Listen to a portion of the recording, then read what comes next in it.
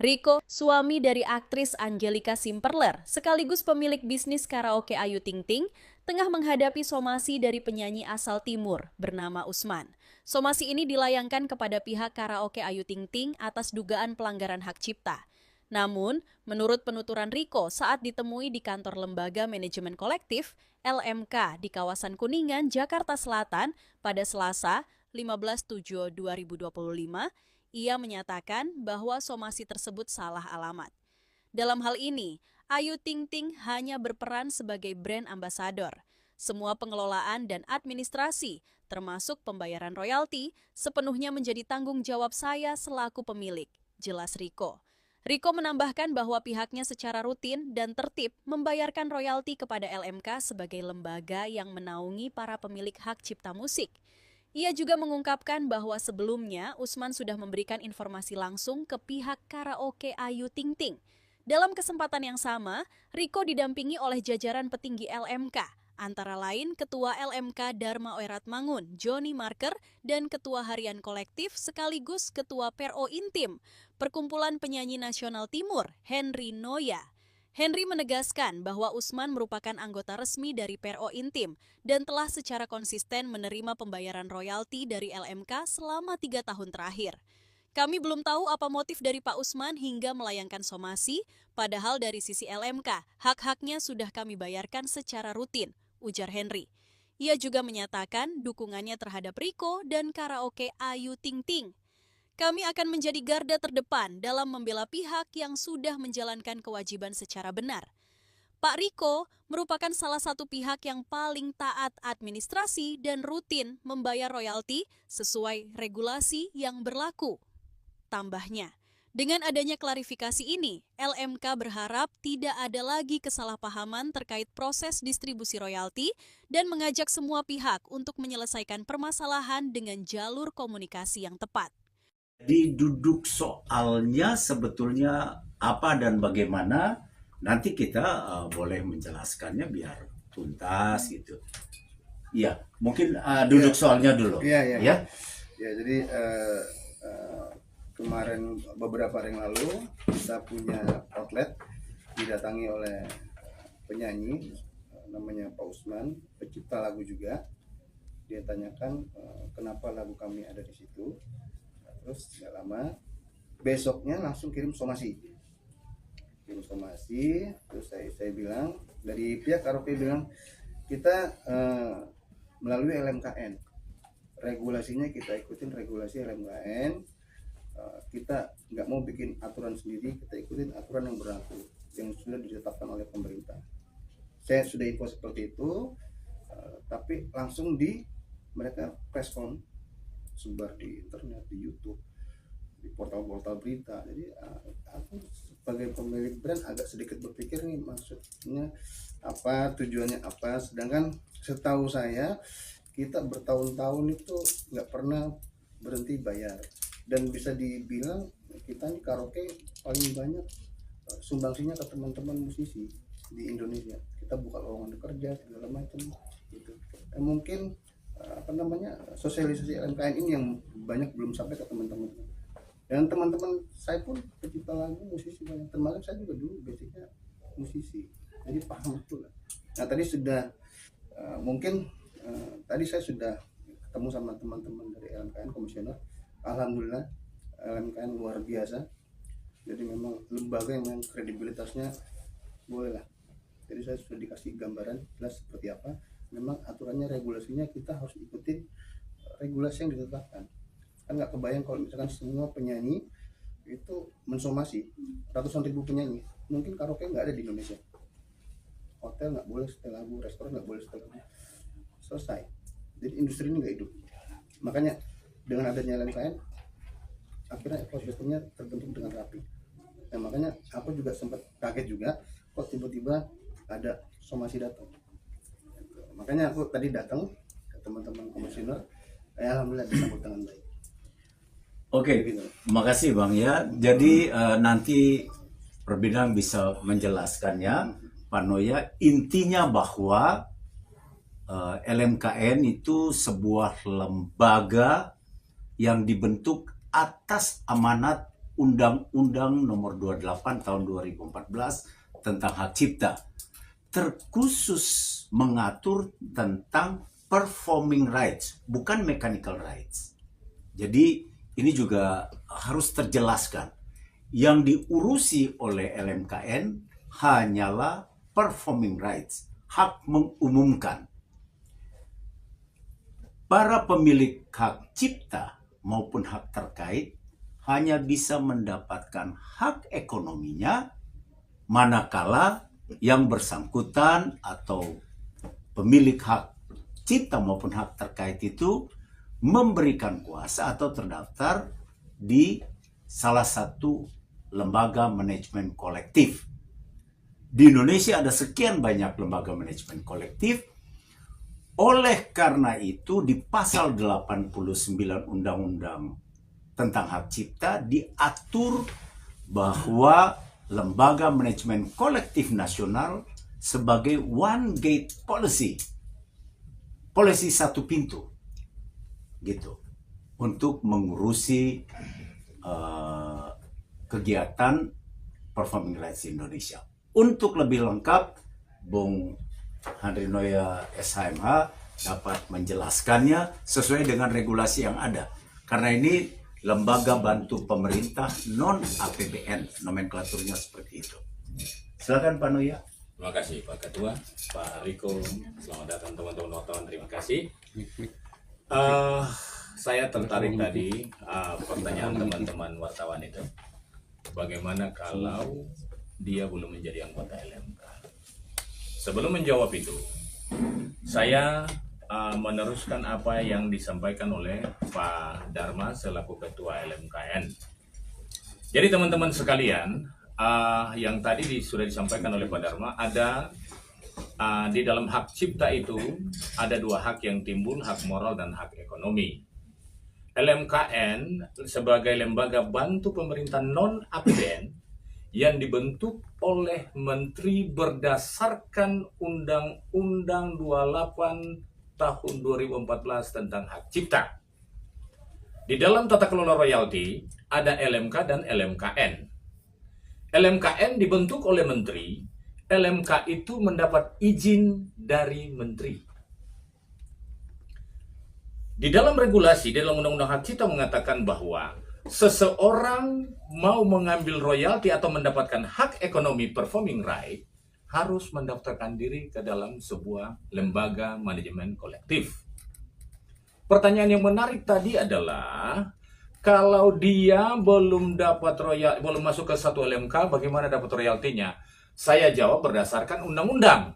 Dia harus masuk ke salah satu LMK. Kalau dia di hak cipta, ada LMK pencipta. Ada 3 LMK pencipta, yaitu LMK KCI, ada LMK REI, dan ada LMK WAMI untuk hak cipta. Kalau dia sebagai produser, ada LMK hak terkait produser fonogram, seperti LMK Selmi, LMK Armindo. Kalau dia penyanyi, ada LMK Papri, ada LMK Prisindo, ada LMK Pro Intim, ada LMK Ardi. Tinggal dia memilih kemana dia harus mengambil hak ekonominya.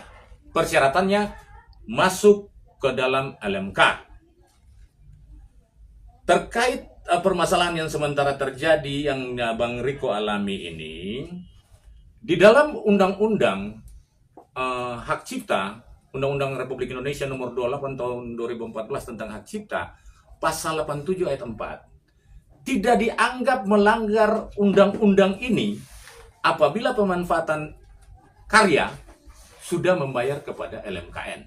Dipertegas Peraturan Pemerintah Nomor 56 Tahun 2021 Pasal 3, setiap orang dapat melakukan penggunaan secara komersil lagu dan atau musik dalam bentuk layanan publik yang bersifat komersil dengan membayar royalti kepada pencipta, pemegang hak cipta, dan atau pemilik hak terkait melalui LMKN.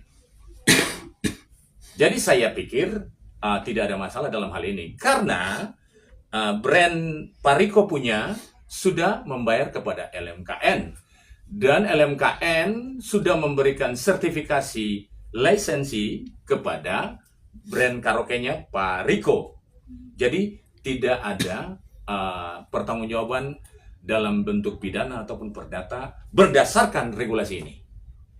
Itu dari saya. Terima kasih. Mungkin terkait yang mempermasalahkan, yang mensomasi, apakah anggota LMK? Kalau yang mensomasi ini di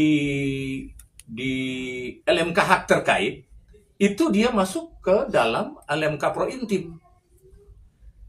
Jadi berdasarkan regulasi, berdasarkan undang-undang hak cipta dan peraturan turunannya, dia sudah tidak mempunyai hak lagi untuk mensomasi sebagai penyanyi. Kalau sebagai pencipta lagu, itulah perintah regulasi tadi. Mungkin dia harus masuk ke salah satu LMK pencipta untuk mendapatkan hak ekonominya. Kira-kira seperti itu Pak Ketua. Terima kasih. Iya.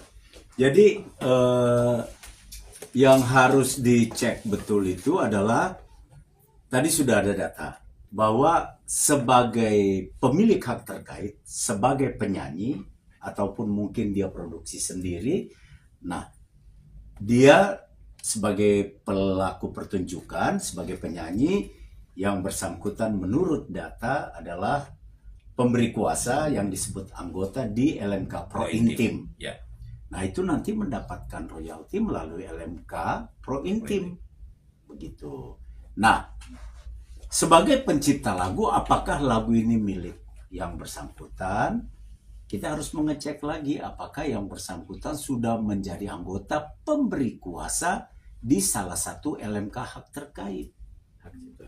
Hak cipta, sebagai anggota atau pemberi kuasa di salah satu LMK hak terkait. Kalau belum menjadi pemberi kuasa atau anggota, ya dia harus mendaftarkannya ke salah satu LMK hak terkait, hak cipta, gitu. Nah, di Indonesia tadi sudah disebutkan oleh Pak Handrinoya tadi, ada LMK KCI, ada LMK WAMI, ada LMK RAI, ada LMK SNI, dan juga ada LMK untuk lagu-lagu daerah, lagu-lagu tradisional. Itu juga sudah ada gitu. Jadi masuklah di dalam atau memberi kuasa di situ. Nah, itu. Nah, pengguna di dalam hal ini sesuai perintah amanat dari undang-undang maupun juga regulasinya melalui PP 56 dan besaran tarif itu sudah diatur. Rumah karaoke itu pakai aja. Nanti dia harus bayar. Kalau rumah karaoke-nya itu tidak membayar, nah itu bisa menjadi permasalahan hukum. Ada kita Usman Hidu, salah satu musisi dan pencipta lagu di Indonesia Timur. Nah, Usman Hidu ini kemarin kita melihat ya, artinya ada informasi bahwa lagu yang dikomersialkan di kafe Ayu Ting Ting di Depok Margonda itu adalah milik adik kita Usman Hidu. Nah, untuk memastikan itu, Usman Hidu langsung datang ke sana, ke kafe Ayu Ting Ting yang berada di Depok. Dan beserta rekanan kami, kita melihat bahwa memang benar ada 5 lagu yang terdapat di dalam audio untuk karaoke. Jadi ini bukan YouTube, tapi memang benar-benar pure yang sudah disetting lagu Usman Hidu yang ada di dalam. Nah, untuk itu kami sendiri dari pihak kuasa hukum kita akan mengklaim bahwa hak cipta dan musisi ini dilakukan komersial oleh Ayu Ting Ting. Nah, untuk itu hari ini ada kita Usman Hidu, dia akan menjelaskan lagi di mana klien kita Usman Hidu sendirilah yang kemudian memberikan itu dalam playlist karaoke Ayu Ting Ting di kawasan Margonda Depok. Lalu kemudian kami selaku kuasa hukum dari Usman Hidu sudah secara resmi melayangkan informasi kepada pihak manajemen di mana kami meminta pihak manajemen untuk segera melaksanakan apa yang menjadi kewajiban, apa yang sudah tertulis dalam Undang-Undang Hak Cipta ya, Undang-Undang 28 tahun 2014, di mana setiap pelayanan publik yang bersifat komersil, di antaranya adalah karaoke, itu wajib meminta izin dan juga membayar royalti kepada klien kami. Dan klien kami sampai saat ini mengaku belum menerima royalti apapun, baik dari Ayu Ting Ting Karaoke maupun dari LMK. Dan oleh karena itu kami memberikan somasi ataupun ukuran secara tertulis kepada mereka untuk melaksanakan kewajiban.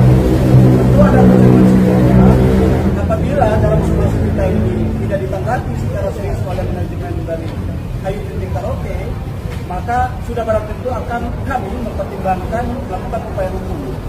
Di dalam Undang-Undang Hak Cipta tentu sudah diberikan aturan jelas dan tegas bahwa siapapun melakukan pelanggaran terhadap hak cipta itu ada konsekuensi hukumnya, yaitu ada sanksi pidana, kemudian ada sanksi sanksi denda. Nah, kita sebagai kuasa hukum dari itu tentu kita melaksanakan apa yang disebut dengan upaya persuasif, ya, upaya persuasif. Kami meminta dari pihak manajemen untuk dengan segala etikat baik untuk melaksanakan tersebut. Apabila dalam somasi kita memberikan waktu 3 kali 24 jam kepada mereka untuk menanggapi somasi kita, dan apabila tidak ditanggapi, tentu kami akan melakukan upaya hukum. Somasi kami layankan pada hari Sabtu kemarin, 3 hari kalau kita hitung, Sabtu tempatnya adalah hari Selasa besok. Hari ya? Ya, 3 hari kami memberikan 3 waktu kepada mereka untuk segera merespon. Kami pikir hal ini dan kemudian harus segera direspon oleh Ayu Ting Ting ataupun pemilik daripada karaoke Ayu Ting Ting tersebut, biar nanti publik tidak memberikan persepsi negatif terhadap mereka bahwa mereka seolah-olah tidak taat terhadap hukum. Nah, itu tambahan dari saya. Lain kali untuk ini silakan berbicara. Saya begitu penyanyi asal Maluku. Hari ini saya memang ingin menyampaikan buat teman-teman media yang sudah hadir. Saya punya hak yang dimana saya mempertemukan lagu saya di daerah Depok, kafe karaoke Mbak Ayu Ting Ting. Mohon kiranya Mbak Ayu bisa menanggapi apa yang menjadi persoalan ini. Karena jujur, saya kaget dengan lagu saya sendiri kok bisa ada di usaha karaoke Mbak Ayu. Nah, ini menjadi pertanyaannya kok bisa ada di situ. Gitu. Makanya kalau Mbak Ayu merasa itu punya tempat, ya tolonglah menghargai saya sebagai seorang seniman.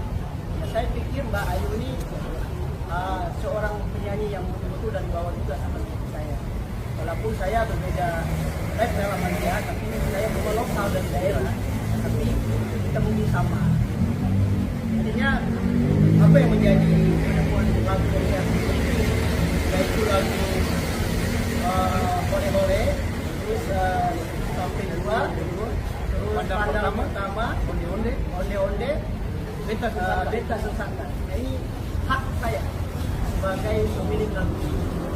Dan ini saya benar-benar serius dan ingin bertemu dengan Mbak Ayu agar bisa kita bicara secara baik-baik dengan pemilikan lagu yang saya punya. Kira-kira dari 5 lagunya yang Abang miliki berapa kisaran nilainya, Bang? Nominal tuntutannya, Pak? Bisa saja tidak 1 lagu 1 miliar. 1 lagu 1 miliar. Nah, itu orang Maluku. 1 lagu 1 miliar, 5 lagu 5 miliar. ya. Mau 1 lagu 1 miliar, 5 miliar, 1 T juga nggak apa-apa. Ya kan hak. Kita nggak boleh melarang orang somasi, nggak boleh melarang orang beracara, nggak boleh. Ya hak mereka. Tetap aku hargai. Kan kita juga nggak tahu kan. Maksudnya aku hargai.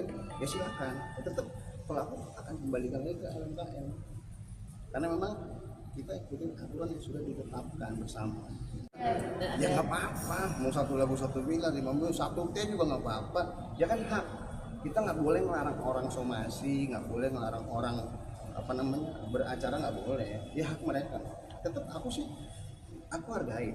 kan kita juga nggak tahu kan, maksudnya aku hargain ya silakan, tetap pelaku akan kembalikan lagi ke LMKN karena memang kita ikutin aturan yang sudah ditetapkan bersama.